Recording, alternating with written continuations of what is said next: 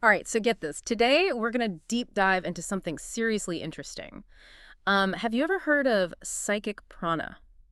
Sounds intense. Right. It's this like mysterious energy that yogis say we can actually like learn to control. We're checking out this YouTube video all about it, based on Swami Vivekananda's Raja Yoga. Ah, Raja Yoga. It's essentially the ultimate guide to the mind. And honestly, it's not just some ancient wisdom. There are some, surprisingly modern parallels to stuff like neuroscience and psychology. No way. So we're talking like real science here, not just like mystical mumbo jumbo. Exactly. But for today, I think we should focus on how yogis approach this whole psychic prana thing. Okay, yeah. Like, what's the big deal with controlling this energy? What's in it for us? Well, the video highlights something super simple but super important. Breath control. Really? Breathing. That's it. That's the secret to unlocking all this potential. Yeah. You know how, exercise builds muscles? Yeah. Yogis believe these practices, starting with breath control, are like training your nervous system, Yeah. so you have more control over your energy. They believe that controlling your breath directly influences these currents running through your body, and those currents impact, your vitality and mental clarity. Hold on. Are you saying that they were doing vagus nerve stimulation like centuries ago? It's wild, right? Because that's exactly what stimulating the vagus nerve does. It like calms you down and makes you think clearer. They didn't have all the scientific terms back then, Yeah. obviously. But their practices were basically doing the same thing, Yeah. tapping into the same principles. Wow, so breath control is like step one, but then the video jumps into these pretty intense sounding breathing exercises. We're talking like holding your breath for 16 seconds. Yeah. Honestly, I tried that, and let's just say I'm not going to be a free diving champion anytime soon. Don't worry, you don't have to become a superhuman breath-holding champion overnight. The key is gradual progression. The video really emphasizes that listen to your body, don't push yourself too hard. You slowly build up your capacity over time. Okay, that makes me feel a lot better. But walk me through some of these exercises. What are we actually supposed to be doing? Okay, so picture this. You're inhaling slowly through your left nostril, feeling that breath go down your spine like a gentle wave.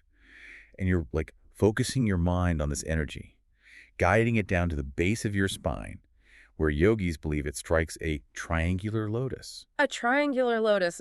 Is this getting a little too flowery for me? Not literally. This Mm. is where the concept of chakras comes in, which are energy centers along your spine, sort of like hubs of energy. Mm-hmm. And that triangular lotus symbolizes the Muladhara chakra. Okay. It's located at the base of your spine. Mm-hmm. And it's all about stimulating this energy center. Yogis believe it's where you tap into grounded energy for stability in life. Interesting. And what about that other energy center, the one that's in the brain? What's that all about? The video mentioned it, right? Yeah, that one's the Sahasrara chakra. It's often depicted as a 1,000-petaled lotus. Yo. Think of it as the crown jewel of the chakra system, Yeah. where spiritual awakening and higher consciousness are. The goal of a lot of yogi practices is to raise the energy from the base of the spine up to this crown chakra. Okay, so we're talking about a journey of energy like flowing Hmm. upwards. And then there's this whole Kundalini energy. Everyone keeps mentioning it, right? Mhm. What exactly is that? Imagine a sleeping serpent coiled at the base of your spine, full of potential. That's the Kundalini. And practices like pranayama, the science of breath control, aim to awaken this Kundalini energy, so it can rise up your spine and awaken those chakras we just talked about. So it's like we're trying to gently wake up a sleeping dragon inside us. Something like that, yeah. What does it even feel like when this Kundalini awakens? Well, it's different for everyone. Some people experience these intense sensations, while others feel a more subtle shift, in energy or awareness. But the key is to approach it with respect and not try to force anything. The video really emphasizes the dangers of rushing this process. Yeah. Okay, yeah, that makes sense. So we're laying the foundation with breath control, and then we can start like working with this deeper Kundalini energy, right? But the video also mentioned something called ojas, which is described as like this highest form of human energy Yeah. Yeah. connected to things like intellect and spiritual strength. Okay, so if ojas is like charisma, can someone be born with more of it? Or is it all about practice? Ooh, that's a great question. It's kind of some people just naturally have this more vibrant energy, Hmm.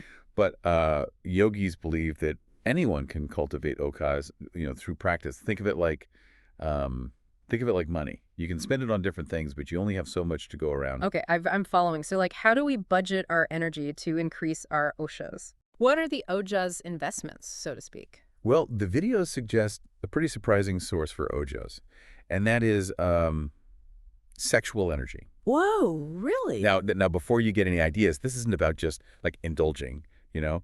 It's about understanding that sexual energy is incredibly potent and that it can be uh, redirected. Okay. So chastity isn't just like a moral rule, but a strategic energy management technique. Exactly. But like, how do you actually do that? It's not like there's an instruction manual for, redirecting your sexual energy. Right. That's where these practices, like meditation and pranayama and focusing the mind on, higher pursuits come in. They become tools for transforming this energy. If you're constantly spending energy outwardly, you'll have less to invest in your own inner growth. So we're talking about taking that raw energy and like refining it, right? Like turning crude oil into gasoline. Exactly. Instead of letting it scatter, you're channeling it towards something more productive. Exactly. It's about harnessing that power and using it to fuel your mental and spiritual growth. And this actually ties back to the Kundalini serpent we were talking about earlier. Oh, okay, yeah. So by mastering our breath and redirecting our sexual energy, we're essentially clearing the path for the Kundalini to awaken and rise. You got it. The video describes this whole process as awakening the Kundalini and guiding it through the chakras, leading to a state of higher consciousness and spiritual awakening. But they also make it clear that, messing with this energy can be risky. Didn't they mention something about potential insanity if you're not careful? Yeah, they did. So it's not just about like mastering the physical techniques, but about having like the right mental and emotional state too. Absolutely. Raja Yoga is all about achieving mastery over both the mind and the body. It's a holistic system. It recognizes that our physical, mental, and spiritual well-being are all connected. Yeah. What I find so interesting is that the video explains all these concepts in a really matter-of-fact way. It's almost like a scientific approach to spirituality. Yeah, that's what makes Raja Yoga so fascinating. It bridges that gap between ancient wisdom and, modern understanding. Like, how scientists are now discovering that your brain can actually rewire itself through practice. Yeah, they call that neuroplasticity, right? Right, exactly. And yogic practices, with their emphasis on focused attention and mental discipline, could be seen as a way to like consciously shape your brain. Wow. So we're not just talking about some like abstract spiritual concept here, right?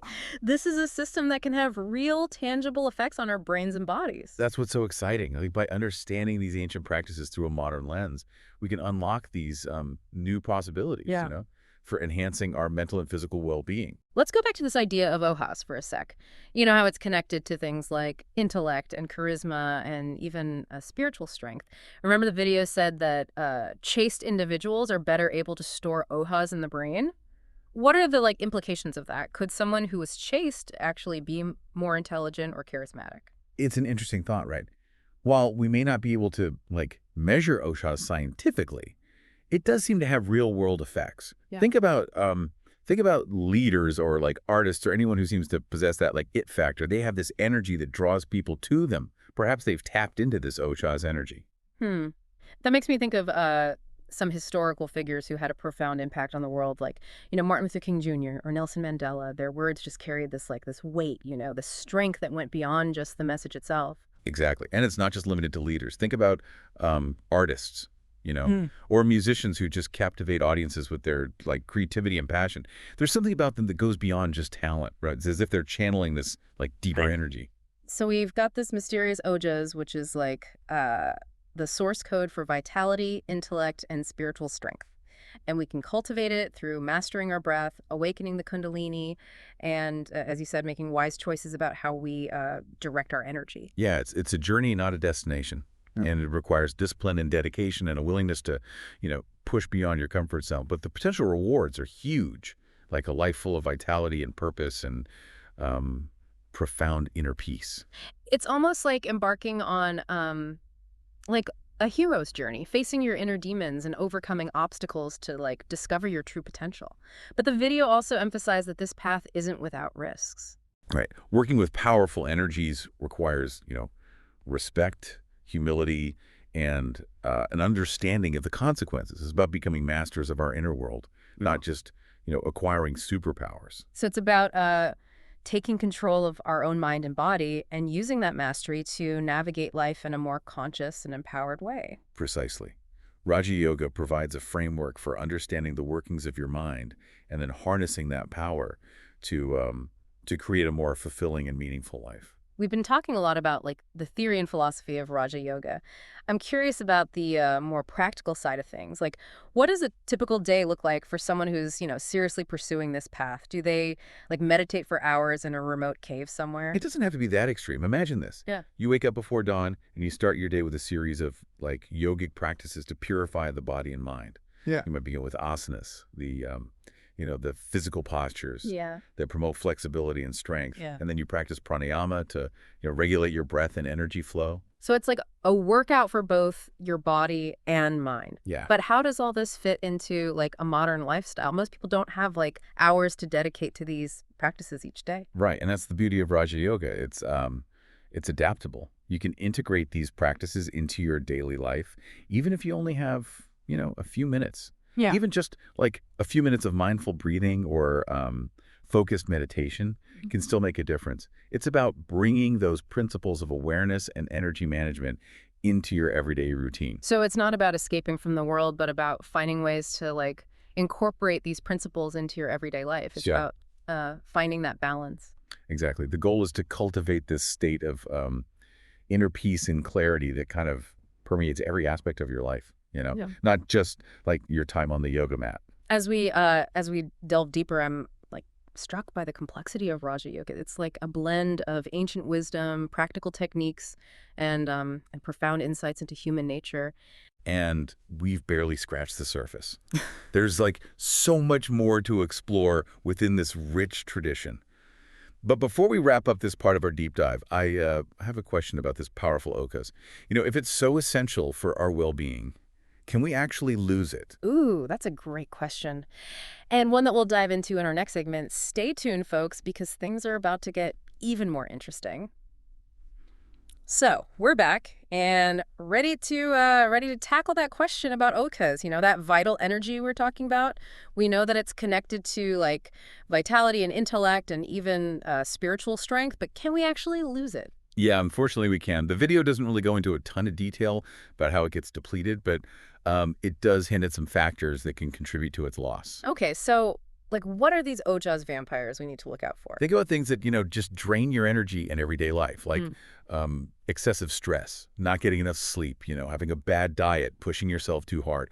All of these things can chip away at your ojas reserves. So it's not just what we do, but what we don't do as well, right? Right. Like getting enough rest is as important as practicing meditation. Exactly. Just as we can consciously cultivate ojas through things like pranayama and meditation and living ethically, we can also deplete it through unhealthy habits and negative patterns. It's a two-way street. Yeah. Our choices, they have a direct impact. It's like with money, right? If you're spending more than you earn, you're eventually going to end up in debt. We have to be mindful of our ojas budget, so to speak. That's a great analogy. Yogic teachings emphasize living in harmony with nature and aligning our actions with our values, right? And when we stray from that path, we create imbalances in our lives that can drain us. And that includes our ojas reserves. This whole concept of ojas actually aligns really well with like modern ideas about stress management and self-care. It seems like the yogis were really on to something, even if they didn't have like all the scientific terms to describe it the way we do now. Right. Like they may not have used terms like cortisol or burnout, but they understood the importance of living a balanced life to maintain optimal energy. So it's not just about like squeezing in more meditation or, yoga into our busy schedules, right? It's about a more holistic approach to well-being. Exactly. Making choices that support our physical, mental, and spiritual health, not just like constantly draining our resources. Absolutely. It's about recognizing that we can't pour from an empty cup. Like if we're always running on empty, eventually there's nothing left to give. That makes me think about the connection the video made between ojas and like a strong immune system. It seems like those two are really linked. They are definitely connected. High ojas means a stronger, more resilient immune system, one that's better able to like fight off disease and maintain optimal health. But when ojas is depleted, our immunity weakens, leaving us vulnerable. So ojas is like our inner shield, right? It's protecting us from both physical and mental stressors. This is all starting to make a lot of sense now. But what happens when that shield weakens? What are some of the signs that our ojas reserves are running low? Think about how you feel when you're, completely drained. You might be fatigued, lack motivation, have trouble focusing, or maybe you find yourself getting sick more often. Yeah. You might even feel more irritable or anxious or, down. These can all be signs that your ocus is depleted. It's not just about feeling physically tired, right? It Right. affects our mental and emotional state too. Exactly. Ocus is like the foundation for our well-being. If it's weak, everything suffers. This whole conversation's making me think of that, saying, you can't pour from an empty cup. Like, we can't give to others or pursue our passions or make a positive impact if we're just, running on empty. I completely agree. Taking care of ourselves is essential, not selfish. Hmm. When we cultivate our ochas, we're not just benefiting ourselves, but also like enhancing our ability to connect with others and contribute our unique gifts to the world. So, what are some practical takeaways for our listeners? Like, if they want to start boosting their ojas, where should they begin? Start with the basics, Yeah. prioritize getting enough sleep, eating nourishing food, and managing stress.